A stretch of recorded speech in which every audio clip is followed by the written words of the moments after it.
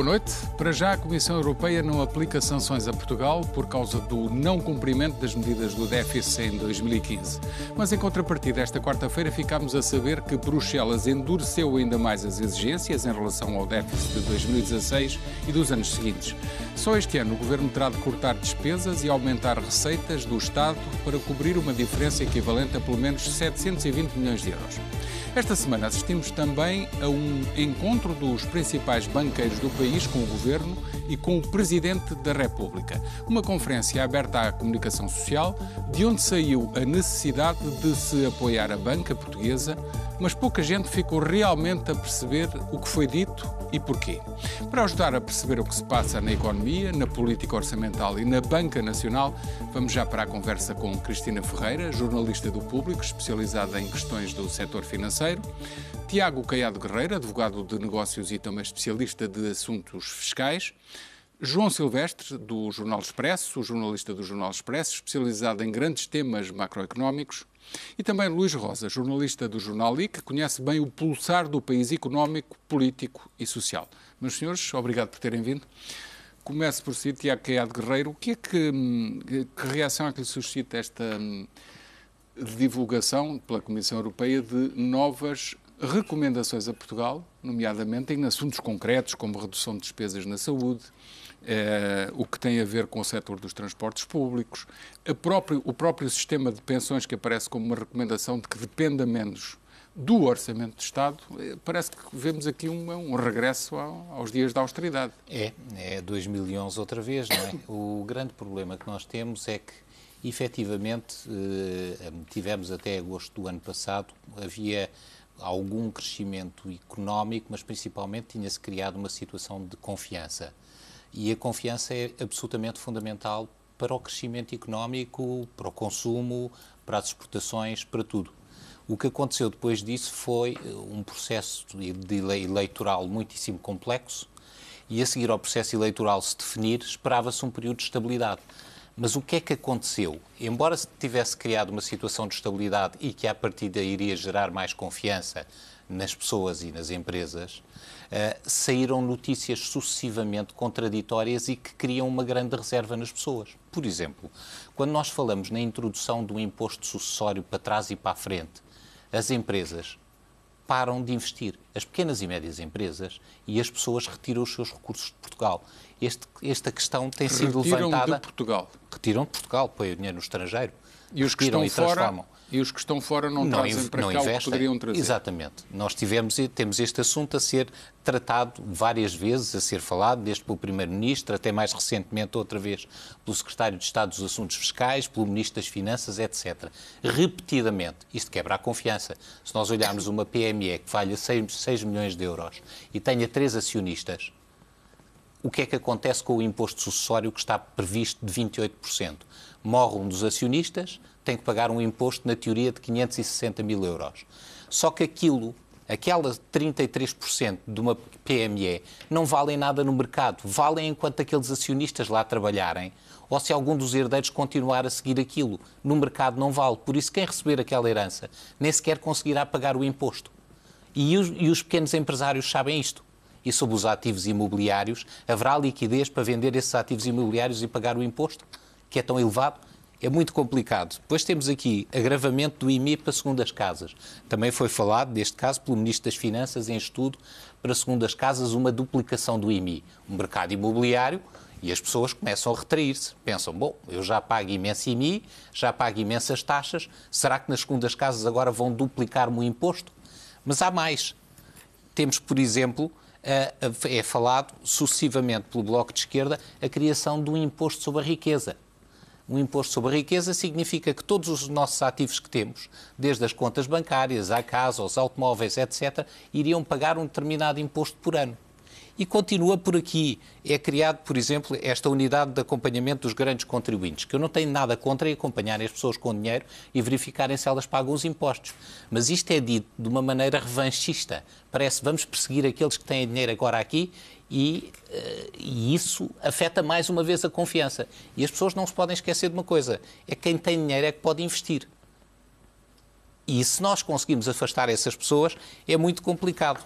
Mas a questão da confiança não se põe por ser um governo socialista e com base ou apoio em partidos de esquerda, porque na Europa há muitos governos socialistas e não é necessariamente por isso que se quebra a confiança. Eu acho que se Portanto, em bom rigor, é mais por esse conjunto de coisas concretas que se diz que se pode fazer. Exatamente. Eu acho que é que se perde a confiança, é isso? Que se perde a confiança, porque toda esta expectativa gera uma enorme insegurança. O investimento é feito a médio e longo prazo, 5 a 10 anos quando se faz o investimento, seja no imobiliário, seja nas empresas, mas ao mesmo tempo tivemos também medidas que afetam as empresas, não é? Quando se diz que o IRC não vai descer, e isto foi aprovado no Orçamento de Estado, e poderá até subir, que foi falado, por exemplo, pelo Bloco de Esquerda, e nós olhamos, temos um IRC de 21%, e a Grã-Bretanha tem entre os 10% e os 20%, e tem 65 milhões de habitantes, nós estamos a mandar aqui uma declaração posterior de que não vamos ser competitivos a nível de impostos. Quando nós criamos uma tributação nos grupos económicos, retroativa a 2001, também criamos uma enorme insegurança. Não é só sobre os grupos económicos. As pequenas e médias empresas também se assustam a ver estas coisas. Por isso, eu acho que mais vale definir medidas e dizer que as vão aplicar do que andarem a falar numa data delas possíveis e criar uma enorme insegurança. E isto já teve efeitos na confiança e já teve efeito até no próprio consumo e tem efeitos gravíssimos no investimento e eu, infelizmente, tenho uma expectativa de que, se calhar, chegamos ao final do ano com estagnação económica ou crescimento negativo. A propósito de questões financeiras do Estado e, portanto, político-orçamental, acabámos por falar de questões que dizem respeito à confiança que toca no conjunto da economia. Mas, Luís Rosa, ainda em relação àquilo que são as recomendações de Bruxelas, portanto, especificamente em relação à política orçamental, vem aí de novo a austeridade ou ela nunca saiu de cá e isto é apenas um chamar à terra? Eu acho que é um choque com a realidade, um chamar à terra e um choque com a realidade, porque parece-me claro que o discurso do governo, do virar de página, do tempo novo, é uma operação de marketing. A austeridade sempre existiu, continua a existir, é uma política europeia que Portugal tem de seguir. Portanto, não há aqui um tempo novo, é um marketing que chamou outros nomes às mesmas coisas e de repente percebe-se que a realidade é a mesma. Exatamente. Há aqui um choque com a realidade e há essa operação de marketing, porque uma coisa, complementando o que o Tiago acabou de referir, por exemplo, a reforma do IRC, que é uma questão fundamental para a confiança dos investidores, é uma das políticas de reversão deste governo que menos se percebe. Porque a reforma estava a dar resultados positivos, estava a atrair algum investimento, não estava a atrair nenhuma auto-Europa, não estava a atrair um investimento estrutural, mas estava já a atrair algum investimento. Deu também sinais positivos. E já agora estava a gerar mais receita, porque com uma taxa menor havia mais empresas a declarar. Ou seja, com uma taxa menor tínhamos mais receita fiscal, que era o grande receio. Aliás, uma das grandes críticas dos partidos de esquerda era que baixar o imposto iria diminuir a receita. Não, provou-se que baixando o imposto, porque ele era elevado demais, aumentávamos a receita. Foi sempre uma das grandes batalhas de Paulo Núncio que aplicou essa reforma. Exatamente. Portanto, essa reversão é uma das reversões que menos se percebe e isso afetou muito a confiança dos investidores, como o Tiago acabou de referir. E, portanto, sim, mas a questão até é mais do dia-a-dia e diz mais respeito aos cidadãos, porque o que eu ouço, por exemplo, no pequeno comércio, na restauração e nos cafés é esta primeira parte do ano, comparada com a primeira parte do ano passado, está a correr pior.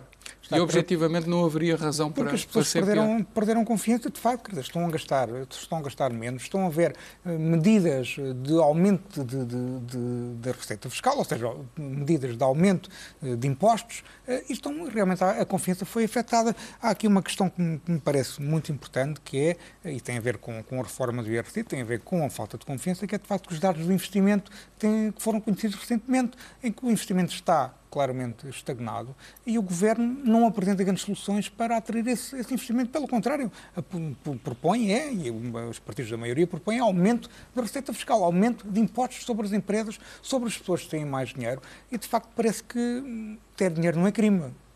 E nós, portugueses, precisamos desesperadamente de investimento. Precisamos muito de investimento estrangeiro, já que os nossos empresários e a nossa economia está descapitalizada, e precisamos de atrair esse investimento. E não é com aumentos de impostos, não é com aumentos de receita fiscal que vamos lá. Vamos tornando o país muito mais competitivo. Ter como um padrão, ou ter como objetivo nacional, ser um país fiscalmente atraente, é um objetivo positivo. Veja-se, por exemplo, o caso mas é curioso das medidas que fiscais. A maior parte das medidas ou das taxas de impostos, tirando o ISP, a maior parte das taxas de impostos não teve assim uma variação tão grande.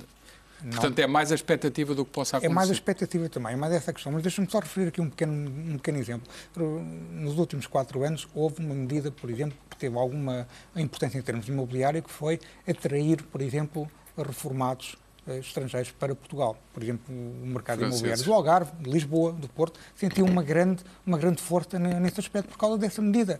Ora, nós temos que ser um país fiscalmente atraente para o investimentos estrangeiros, não só reformados, mas investimentos realmente estruturais, mas também temos que ser um país fiscalmente atraente para os nossos próprios cidadãos, para aumentarmos a nossa capacidade de consumo.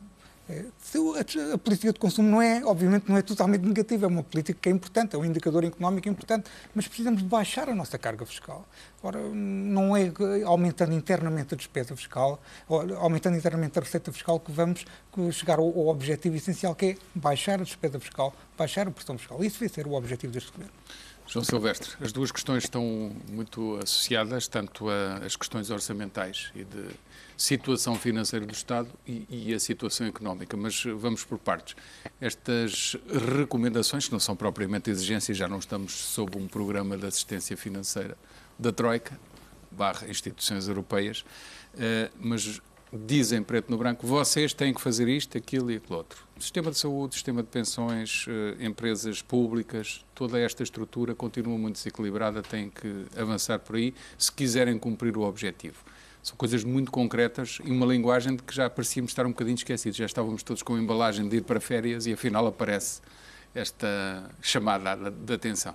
Sim, embora aqui haja uma série de recomendações da Comissão, que já são mais ou menos recorrentes nas áreas do sistema de pensões, do sistema de saúde, uma série de áreas, reformas estruturais, etc., que vão sendo recuperadas.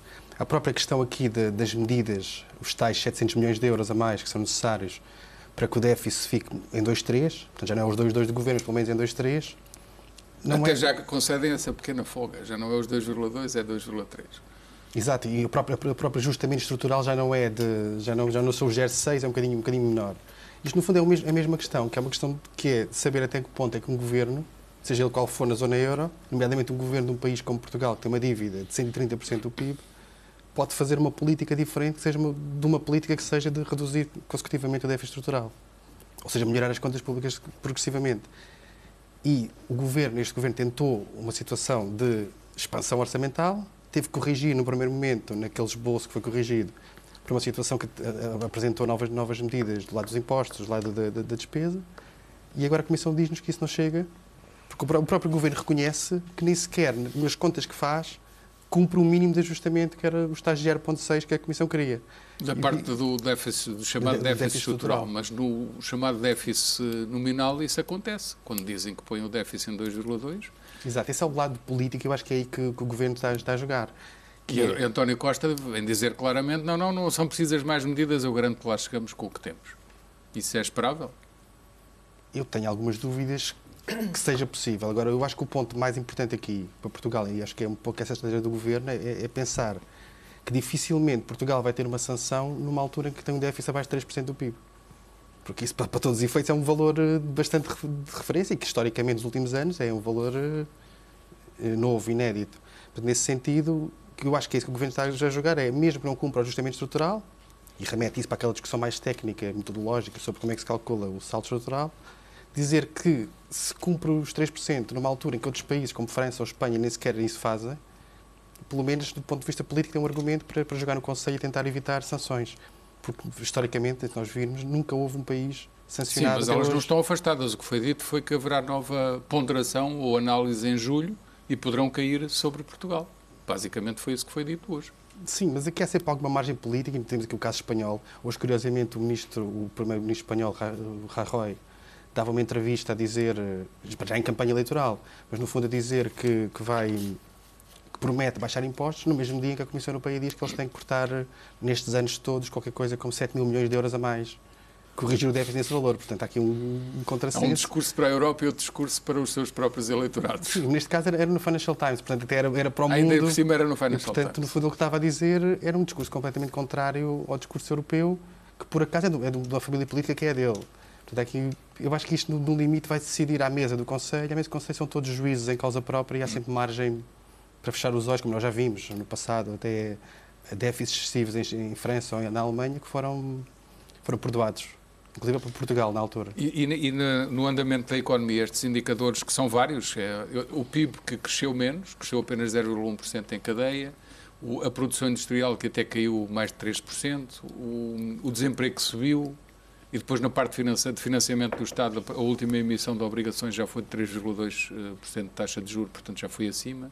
Está a ficar no vermelho, sim, todo este conjunto de indicadores? Ou... Foi um trimestre mau nesse sentido. Foi de crescimento ainda, obviamente, mas foi mau na comparação com o que foram os anteriores e a desaceleração. Foi mais um trimestre negativo. Negativo quer dizer de desaceleração de crescimento, que teve a ver basicamente com as exportações, e aí um grande peso de Angola, mas também com a questão do investimento, que já vinha a cair no final do ano passado e continuou. E aí há um efeito de confiança, de facto, muito importante. E quando nós vimos, por exemplo, os inquéritos do INE aos empresários, uma das coisas que eles dizem que mais penaliza o investimento é as expectativas quanto ao futuro. E aqui podem ser expectativas de procura, de mercado.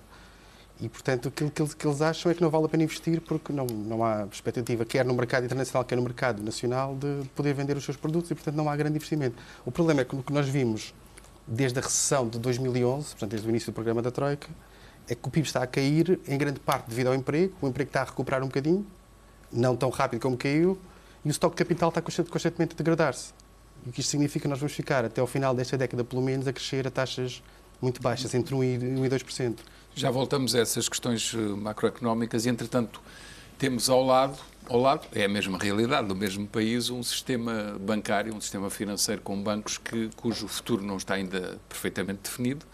E temos um presidente, um primeiro-ministro e um presidente da Associação Portuguesa de Bancos, portanto, presidente da República, primeiro-ministro e presidente da Associação Portuguesa de Bancos, que vão a uma conferência onde dizem claramente que é preciso ajudar a banca e que é preciso criar o veículo para ajudar os bancos a limpar os seus créditos tóxicos dos seus balanços. E depois aparecem os principais banqueiros a dizer: mas eu não preciso, todos seguidos, BPI, Novo Banco. Mas, afinal, onde é que nós estamos? Cristina Ferreira, tu estudas bem esta realidade. Estudo, mais ou menos. Onde é que nós estamos? O que é isto? Eu acho, se me permites, eu acho que na conferência de que estamos a falar, esta terça-feira, ninguém disse realmente o que queria e as palavras têm que ser lidas em muitos sentidos, mas certo? Também ninguém sabe exatamente o que é que está em causa. Vamos lá ver. A oposição pode-se queixar de muita coisa, mas relativamente a este governo, mas dos dossiês financeiros, não se pode queixar muito. Não foi a herança não é brilhante. Vamos lá ver, neste momento o sistema financeiro português tem um problema forte de credibilidade. E um problema forte de credibilidade provocado pelas falências, sobretudo pelas falências do BES e do BANIF. Um problema forte de credibilidade que também afeta a supervisão. Não tínhamos dúvidas sobre isso. O que é que, em princípio, e eu não posso dar garantias disso, porque nós não sabemos, nós somos meros jornalistas, não estamos na posse de todos os dados, em princípio não existe um problema neste momento na banca portuguesa de segurança. Os bancos estão capitalizados, dentro do possível, até porque o BCE está muito atento à parte da capitalização dos bancos, mas os balanços estão muito desequilibrados e cheios de imparidades. E porquê? Portanto, crédito sem risco. Crédito sem risco. E porquê? Por várias razões. Uma delas, como é óbvia, pelos próprios erros dos banqueiros. Má gestão, avaliação de risco de crédito mal dado, crédito dado de forma ilícita, dolo, enfim. Há um dolo e forma ilícita que nunca ninguém quis investigar a sério. Sim, mas o que é facto é que, quer dizer, e nem todos os bancos têm os mesmos problemas, mas o que é facto é que todos tiveram, de uma maneira ou de outra, crédito mal dado, crédito dado pelo menos de forma pouco prudente. Depois temos a questão da crise económica, que não é irrelevante. Mas que também não justifica tudo, ao contrário do que vários banqueiros querem fazer crer. Mas não é irrelevante. Eu passo a explicar porquê. Porque um país que atravessa uma crise financeira profunda e prolongada, complexa, em que o PIB cai 7%, isto tem que ter efeitos na economia, na atividade da banca. Não tínhamos dúvidas sobre isso. Sobretudo porque muito do crescimento que ocorreu na década anterior foi um crescimento económico, estou a dizer do país, em termos do país, sustentado no sistema financeiro. E sustentado em dívida, claro. Em dívida. E os bancos, nos seus planos de médio e longo prazo nunca equacionaram a possibilidade de poderem ocorrer os incidentes que ocorreram a partir de 2008. Isso não estava nas suas perspectivas. E, portanto, todos os planos eram na base de um país que crescia, que ia crescendo e que não teria grandes obstáculos. E depois temos, acrescentando a esta questão da crise e do impacto que a crise económica teve nas instituições, temos também a questão da dívida soberana. O que eu quero dizer é que os bancos também enfrentaram... Mas é que rigor ganharam bom dinheiro nos últimos 2 anos à conta disso. Mas também tiveram que registrar muitas imparidades quando o BCE, a partir de 2010, considerou que a dívida dos países da zona euro tinha risco. Ou seja, não era segura. Com a Grécia é verdade, com Portugal ganharam muito. Mas tiveram com a Grécia e com a Itália. E depois também temos uma enorme complacência que se verificou ao longo dos últimos 15 anos por parte das autoridades de supervisão, dos governos e da própria comunicação social. Claro, mas é importante as pessoas perceberem. Os portugueses olham para uma conferência em que estas entidades vão dizer que é preciso mas eu vou lá chegar. O BCE olha neste momento só para o capital das instituições. E o que é que significa? E os bancos foram sempre empurrando com a barriga para a frente a questão da limpeza dos seus balanços e dos ativos tóxicos. Ou seja, deixou-se chegar o encontrar de uma solução para no fundo, limpar os balanços dos bancos até ao fim. E neste momento, o que é que os bancos têm? Os bancos, e eu estou a falar neste momento do BCP, da Caixa Geral de Depósitos e do Novo Banco, quer dizer, estamos a falar, eu não imagino, mas diz-se que entre 10 a 20 mil milhões de euros de crédito mal parado e de imparidades dentro dos balanços, que é um problema que tem que ser... Sobretudo a Caixa Geral de Depósitos. Exatamente, sobretudo a Caixa Geral de Depósitos, foi reconhecendo, etc. Porque também se reconhecesse a totalidade, falia, não é? Todos os bancos, qualquer um dos bancos, qualquer que fosse, não é? E, portanto, o que é que acontece neste momento? Neste momento, de facto, foi transversal, esta solução, como tu disseste há pouco, esta hipótese de resolver a questão das imparidades nos balanços dos bancos foi transversal aos discursos de todos, incluindo do Governador do Banco de Portugal, que também colocou o tema em cima da mesa. Portanto, estamos a falar de todos. Mas depois aparecem os banqueiros a dizer que não precisam, alguém está a esconder alguma coisa. Quer dizer, eu acredito que o BPI não precisa, acredito que o Santander não precisa. Agora, duvido que o Novo Banco... disse que não precisa. O Novo Banco é um mistério. O BCP disse que não precisa. Mas vamos lá ver. O Novo Banco é um mistério. Todos, 6 em 6 meses, eles revêem as contas. Verdadeiramente isto é um fato à medida para a Caixa Geral de Depósitos. E eu quero ver nem banqueiros, nem governo, nem presidente nos dizem isso. Isso é verdade, mas eu aposto contigo e quero ver se o Novo Banco também lá não vai. Isso é outra questão. E se o BCP também lá não vai. Para já dizem que não. É? Para já dizem que vamos, o que é que eles vão dizer? Não é? Eu não sei o que é que eles dizem para fora e se dizem depois nas conversas que têm em particular outra coisa para outra coisa. Eu já vi tudo, não é? Mas um presidente e um primeiro-ministro e um governador do Banco de Portugal claro que a Caixa têm que falar claro aos portugueses, não é? Pois, eu não sei se eles ainda têm, se eles têm a solução bastante definida e se têm uma solução já... Alguma coisa haverá, porque a Comissão Europeia também já refere que isso é necessário nas próprias recomendações para Portugal. Mas vamos ver se a Comissão Europeia autoriza, não é? Porque o que é que se pretende com isto? É criar um sistema, um veículo, em que os bancos metem todos os ativos tóxicos lá dentro e, portanto, depois os bancos serão, no fundo, na prática, montar um esquema de capitalização das põe os ativos tóxicos, vão com um desconto para lá e quem é que paga a diferença? Somos nós, certo? Mas é que não se sabe. Não, mas não pode saber. Não, isso sabe-se. Está bem, sabe-se, mas ainda não está. Isso sabe-se porque se for a preço de mercado... Olha, eu não sei. Tu sabes? Cristina, não, eu só sei de um princípio... Eu ainda não vi, eu só vejo uma intenção. Claro, mas isso é no final, somos sempre nós que pagamos. Eu quero saber qual é a solução. Mas eu só sei de um princípio que existe no mercado. O Montepio já vendeu créditos de risco às sociedades de compra desse tipo de créditos. O BCP também já vendeu, vários bancos já venderam. E houve que comprar-se, nomeadamente a White Star, que foi integrada por sua vez na Arrow, que é uma sociedade inglesa onde trabalha Maria Luísa Albuquerque. Esse mercado funciona. Só que funciona com um grande desconto sobre esses créditos de risco. Se há necessidade de se criar um veículo ou do Estado e o Presidente da República, e o Primeiro-Ministro e o Governador do Banco de Portugal se preocuparem com isso, é porque o que o mercado oferece não chega. Ponto. Não há volta a dar a isto, digo eu. Também não percebo muito do assunto. Agora que nos digam claramente que tem que haver alguma forma... Mas é que não dizem. De entrar... Ora, está, por isso é que nós estamos aqui a fazer o papel... E até dizerem, nós temos que... Quer dizer... tentar perceber o que é que se está a passar, não é? E tentar perceber que o Governo tem um problema complicadíssimo, que quer manter a Caixa Geral de Depósitos na esfera pública, portanto, e com a sua atual configuração. Mas é legítimo querer isso. Claro, e neste momento parece que é transversal, que toda a gente defende isso, não é? Sim. E, portanto, tem que arranjar uma maneira de capitalizar a Caixa e que tenha, no fundo, a autorização, ou que tenha, pelo menos, o apoio das autoridades europeias. E eu acho que, de certa forma, esta questão do veículo poderá ser uma via da Caixa poder capitalizar a Caixa Geral de Depósitos, pelo menos fazer uma limpeza do seu balanço através deste veículo. Com certeza, mas o que eu acho que é contestável e que é criticável é quererem fazer esta operação, porque para ela escapar ou ser diferente das soluções de mercado que não resolvem, senão já se tinha resolvido, então é porque tem alguma forma de intervenção pública. E se tem que nos dizer a nós, contribuintes, claramente, porque é que andam a brincar com isto. Claro que para a Caixa Geral de Depósitos tem que haver intervenção pública. Mas isso é por duas vias. Mas qual é a dúvida? Não, a capitalização, entrar com capital, sim.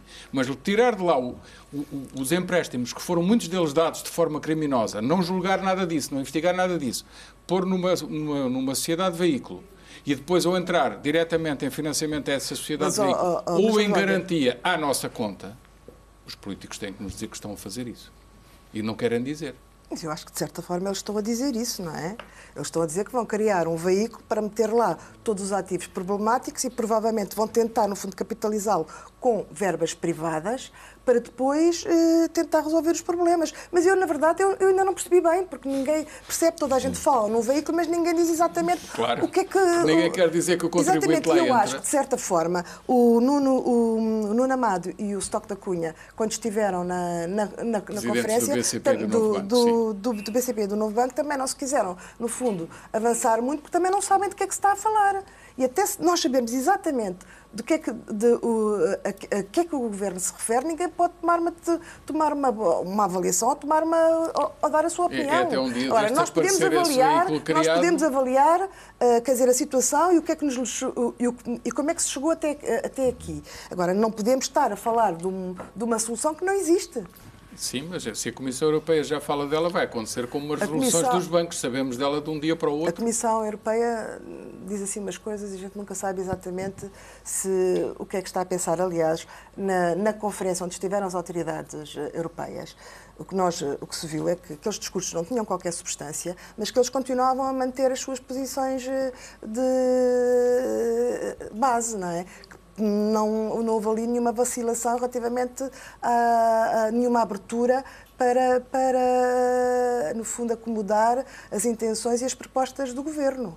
E por isso, quer dizer, ninguém sabe verdadeiramente o que é que se vai passar. Agora, que o problema da Caixa tem que ter, que a Caixa tem um problema de capital, um problema de imparidades e um problema de pagamento dos cocos e que o Governo quer manter dos empréstimos de 900 milhões, que tem que pagar, aliás, até 2017, e que o Governo já disse que queria manter a Caixa na esfera pública e com a sua atual configuração. É um facto. Agora, como é que isso vai acontecer, a gente não sabe. É uma opção política. É uma opção política e provavelmente é a opção correta, tendo em conta que Portugal não tem uma base, não gera capital e não há uma base de capital forte para poder, no fundo, ter bancos portugueses, não é? João, sobre esta questão, aparece uma referência a que é preciso ajudar a banca. Alguns banqueiros dizem que o que está a ser proposto não precisam disso. Mas o Presidente, Primeiro-Ministro, Governador do Banco de Portugal dizem que é preciso, a Comissão Europeia diz que é preciso. Isto afinal é o quê? Para as pessoas perceberem. Eu acho que ou não disseram exatamente aquilo que querem fazer, ou não sabem exatamente o que querem fazer. Aquilo que nós sabemos, de algumas frases foram sendo ditas, ou algumas sugestões foram sendo feitas, é que o modelo hipotético é o modelo italiano. O modelo italiano é um modelo em que basicamente são os bancos do sistema que pagam para os outros bancos do sistema. Só que o sistema italiano é diferente do nosso.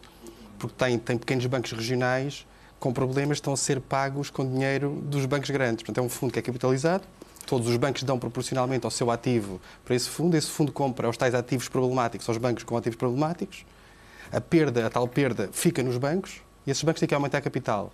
E a capital é aumentado em mercado e, se não for possível, então é este fundo que vai comprar essas ações.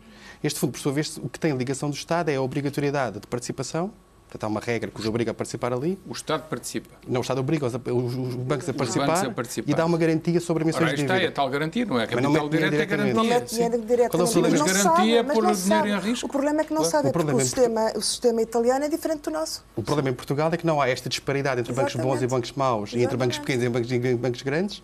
Não, mas a questão é mais vasta. O problema em Portugal é que os bancos já não aguentam, o sistema financeiro português já não aguenta mais suportar os problemas de outros bancos. Era aí que eu queria chegar. Porque o próprio Banif foi resolvido da maneira que foi para não ir parar ao sistema financeiro. Exatamente. Já está o fundo de resolução com empréstimos dos bancos, que teoricamente terá que ser suportadas as eventuais perdas todas no futuro pelos bancos. Portanto, os bancos que estão com problemas são os mesmos que vão ter que contribuir para a solução dos problemas. Portanto, a solução é muito difícil sem chegar ao contribuinte. Eu peço desculpa de utilizar esta expressão, mas como cidadão é isso que me indigna. Nós assistimos a uma resolução do Banif e ficámos todos sem perceber durante meses. Não, mas agora já se percebe claramente. Agora percebe-se claramente. Algumas coisas. É que antes tinham-nos explicado que as regras da União Bancária, na parte de respeito à resolução, eram muito claras. Problemas dos bancos, o setor financeiro desse país é que tinha que entrar e o contribuinte já não ia entrar mais. Foi o que os alemães disseram, foi que os políticos portugueses disseram em Portugal, nomeadamente o governo anterior. E de repente aparece uma resolução do Banif em que não é assim. E depois nós, ao fim de muitos meses, é que percebemos que depois não é assim, porque afinal a ordem para não haver banco de transição não veio de Frankfurt coisa nenhuma. Foi daqui para lá dizer não façam isso que nós não aguentamos. E ninguém nos diz isto. É isso que me indigna. Mas eu não estou de acordo eu não estou em desacordo com a essência. Eu estou em desacordo com a maneira como isto não é explicado aos portugueses. Porque o fundo de resolução é neste momento um problema para o setor. Está bem, mas e o setor fez tantas asneiras, não há de pagar? Mas a certa altura arrebenta. É como se tivesse um escoador para onde metes o lixo todo, estás a meter, a certa altura aquilo arrebenta e contamina o resto que no fundo espalha-se, contamina o resto do setor, mas o que nós não nos podemos esquecer é que o risco fundo de resolução é risco público. Portanto, também contamina o Estado. Sim, portanto, eu acho que há aqui não temos dúvida. Então pronto, então quer dizer, aqui também é preciso... É uma espécie de impostos diferentes ao contrário, ou seja, são impostos que os bancos vão ter que pagar em contribuições de dia. Mas a essência da questão, ser o Estado o último garante, não me choca. Desde que nos digam a nós todos que é assim. Agora andarem a disfarçar, a dizer que já não é assim e de repente aparece assim, é isso que eu acho que é condenável. Desculpe, estava a insistir muito na minha própria opinião, Luís Roça, sobre esta matéria. Não, parece-me que o que está a acontecer tão bem é que as declarações do João Salgueiro recentes apontam claramente nesse sentido, é que finalmente começa a haver aqui um pensamento crítico sobre a Europa. Começar pela União Bancária, que, como tu acabaste de dizer, foi-nos apresentado de uma forma. Sim. E agora, afinal, o resultado é outro. Parece-me que essa forma teórica como foi apresentada parece-me correta. Os bancos realmente devem ser chamados a cobrir as perdas do seu próprio setor. Agora, realmente há aqui essa questão, se o nosso sistema bancário não aguenta essa fatura, de facto o Estado tem que tomar aqui uma posição.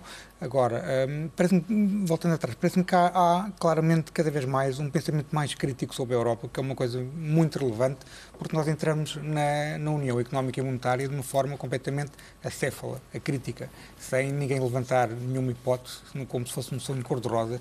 Estamos finalmente a ver que nem sempre o que vem de Bruxelas é bom. Isso finalmente está a ser entendido. Isso parece-me positivo no sentido em que pode aumentar a nossa consciência crítica sobre a União Europeia. Agora, a forma como nós vamos resolver o problema, de facto, é um mistério. Como é que vamos resolver o problema no setor financeiro? Muito provavelmente a fatura vai ficar para o contribuinte. Agora, o contribuinte também já paga demasiado. E o que me choca também nesta questão, complementando também a tua crítica dura, é que todos estes aspectos mais criminosos que nós vemos na gestão dos bancos, neste momento ninguém pagou por nada. Ninguém pagou nisso. Nada. Nós vemos, é importante dizer que, no caso, por exemplo, do BES, que me parece o caso, de facto, mais problemático de todos os casos da Banca Nacional, porque, de facto, foi uma gestão, de facto, criminosa aquilo que aconteceu no BES.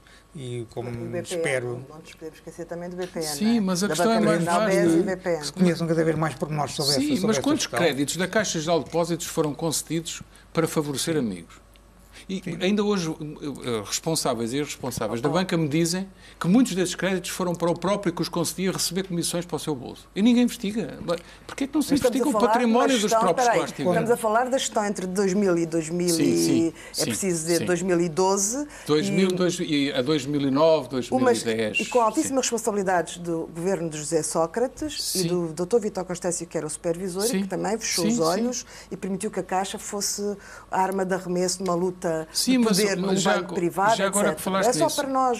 Já agora que falaste nisso, isto dá-se a ironia de Vítor Constâncio ter sido criticado publicamente pela direita por ter avaliado um déficit que era uma ficção, que era o que iria existir no final de 2005, nos célebres 6,82 ou 83, se não fosse feito nada. E a direita disse, esperem lá, mas nós que estávamos no poder iríamos conseguir tomar medidas para evitar que fosse esse número. E Vítor Constâncio até hoje foi criticado por isso. E o que aconteceu durante o seu mandato como governador, que foi os problemas todos que agora estamos a viver na banca, ninguém nos aponta. E, pelo contrário, Carlos Costa, que apanhou com o rebentar destes problemas todos, é apontado como tendo sido ele o culpado. E, afinal, ele apanhou foi com o rebentar desses problemas. Portanto, há aqui uma percepção pública. E aí é que pública entra a questão da punição. Que é completamente errada e nós devemos esclarecer. Nós Claro, aí é que entra a questão da punição e, de facto, é importante referir que, por exemplo, no caso do BES, que tem diferentes autoridades de supervisão na Europa a investigar o caso, o Banco de Portugal, por exemplo, já produziu 2 acusações, enquanto que as autoridades suíças e as autoridades luxemburguesas... Também não nos interessa mexer em nada disso. Exatamente. Mexer cada vez tem remetido muita informação para Portugal, também é verdade, nomeadamente para o mas não mexem lá, não atuam. No caso do Luxemburgo, das holdings do Luxemburgo, já podia ter sido investigado muito mais profundamente. Muito recentemente, também esta semana, ficamos a saber que, por exemplo, no caso do BPP, João Rendeiro já tem 2 condenações confirmadas, resta um recurso para o Tribunal Constitucional. Mas é importante que estes casos não passem em branco e, de facto, haja aqui uma sanção dura, também do ponto de vista regulatório, sobre estes banqueiros. E não pode acontecer o que aconteceu com Jardim Gonçalves, em que tudo prescreveu. E no caso do BPP, há esse risco. No caso do BPP está quase, isso do Banco de Portugal é verdade, mas o problema do Banco de Portugal é que atua sempre a posteriori, não é? Aliás, esta questão da solução do fundo do veículo público para receber os ativos tóxicos, e o Governador fez uma boa intervenção nesta conferência, no fundo manifestando a intenção de enfrentar o problema de forma radical, só que fora de tempo. Devia ter sido em 2011, não é? Eu aí concordo com o Zé, muito lá ver, só uma coisa muito rápida. Nós, Vítor Constâncio encarava a supervisão do Banco de Portugal era uma coisa menor. Era uma coisa menor. Uma coisa menor, encarava o Banco de Portugal como tendo um papel essencial na produção de estatísticas, de previsões, muitas delas falhavam, mas que em termos de supervisão bancária não era nada, não existia. Aliás, o Vítor Constâncio tinha uma visão, era uma pessoa com todas as suas qualidades, é uma pessoa realmente intelectualmente acima da média, etc, mas no Banco de Portugal ele secou tudo à volta, quer dizer, era ele e o resto, que é como se fosse um eucalipto, e portanto impediu que as pessoas que Carlos Costa seja acusado de atuar a posteriori, quando Vítor Constâncio não atuou de todo. Portanto, acho mas também saiu em 2010. Há uma evolução. Falta o Tiago pronunciar-se sobre esta questão das soluções para a banca. A minha opinião é que o sistema italiano é o sistema mais virtuoso de todos, porque obriga os bancos a terem que resolver os seus próprios problemas, entre eles num sistema solidário, e é o sistema mais transparente de todos. O sistema português, quanto a mim, vai ser nós aqui da mesa e todos os outros portugueses vamos pagar todos os outros portugueses que pagam impostos. Todos os portugueses pagam impostos, vamos pagar para os buracos que existem nos bancos, mas mais grave que isso é que nos está a ser escondido em todos os discursos que somos nós que vamos pagar isso e que vamos pagar milhares e milhares de milhões de euros. E que muitos de milhares e milhões de euros que estamos a falar em causa são de empréstimos de caráter criminoso que foram feitos para operações de controlos políticos para obter comissões durante vários anos e que não são investigados e que essas pessoas deviam ser responsabilizadas não só civilmente pela dívida, mas criminalmente. E essa parte toda é que, a mim, como cidadão, me choca extraordinariamente. Porque o que nós temos visto aqui é uma espécie de branqueamento. Por outro lado, parece-me que o atual governador, que pode ter alguns problemas e algumas coisas, foi uma das poucas pessoas que ainda interviu para fazer alguma coisa. Porque o governador anterior, pura e simplesmente, não supervisionou. Deixou que tudo se passasse. E depois as coisas rebentaram neste governador. Este governador, de repente, querem obrigá-lo a resolver as coisas todas, o que é extraordinariamente difícil, porque o Banco de Portugal é independente, mas é dependente, é sujeito a pressões do próprio governo. Quer dizer, por isso é uma situação difícil. Agora, o que me impressiona mais, por exemplo, no que foi falado hoje sobre a banca, é que nós vimos os presidentes dos bancos, vimos todos os políticos presentes e não vimos um único esclarecimento que deixe os portugueses minimamente confortáveis relativamente a qual é que vai ser a solução. E a solução, para mim, vai ser muito simples. Eu não sei quantos milhares de milhões de euros, mas vão ser muitos, que nós vamos pagar em impostos no futuro por o endividamento que vai ser agravado em Portugal através disto. E que todos estes crimes que foram praticados, muitos, por muita gente, quanto a mim, vão ser ocultos em operações e não vão ser investigados. E não percebo porque é que os relatórios da auditoria, volta a esta questão, como é que os relatórios da auditoria e a supervisão do Banco de Portugal não relevam estes casos de criminalidade? Como é que anda-se a investigar permanentemente tudo o que seja relativamente à fraude fiscal dos 50 euros do dentista na dedução e eles não utilizam 1/100º desses recursos para auditar os bancos? Porque se eles pegassem em 1000 inspectores e passassem a pente fino os bancos, descobriam lá coisas para os próximos 50 anos. Porquê é que não fazem isso? Deixa-me só dizer aqui uma coisa. O Banco de Portugal tem equipas a tempo inteiro nos bancos. Se não descobre, é porque não querem. Mas não é para investigar se houve crime na atribuição de um crédito em concreto. Então, mas não vê? Não está a ver os créditos que são dados? Isso é então, mas eles estão lá. E, aliás, estavam lá quando foi antes da falência do BES. Nunca o Banco de Portugal teve tantos meios intrusivos para estar nas instituições como desde 2010. E, portanto, isso não evitou. Essa é que é a grande crítica que se faz ao Banco de Portugal. E não evitou os problemas. Mas a Cristina, já lá estavam os créditos concedidos de forma ruinosa.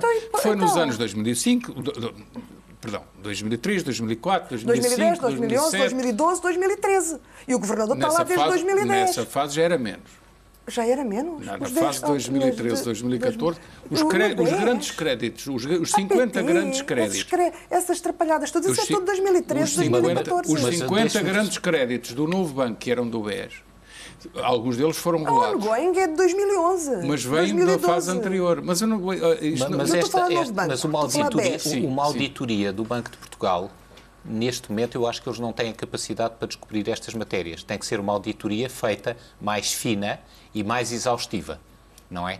E isso, realmente, estes recursos podiam ser utilizados com alguma adaptação para fazer uma auditoria séria. E essa parte a mim é que me faz muita confusão. Estamos quase no fim. E o novo banco, que de repente aparece envolto numa discussão sobre a nacionalização. Agora, vamos lá ver. Tradução minha, se me permites. Nacionalização, sim, é o que vai acontecer.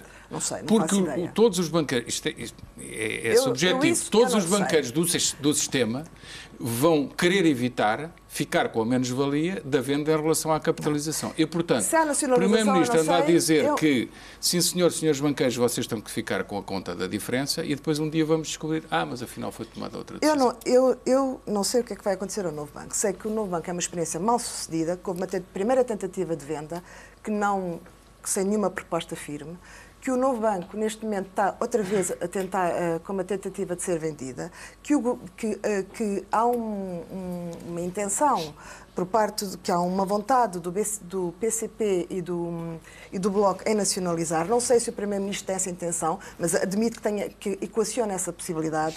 O Governo tem... Ele admitiu isso nas entrevistas que deu, incluindo aqui.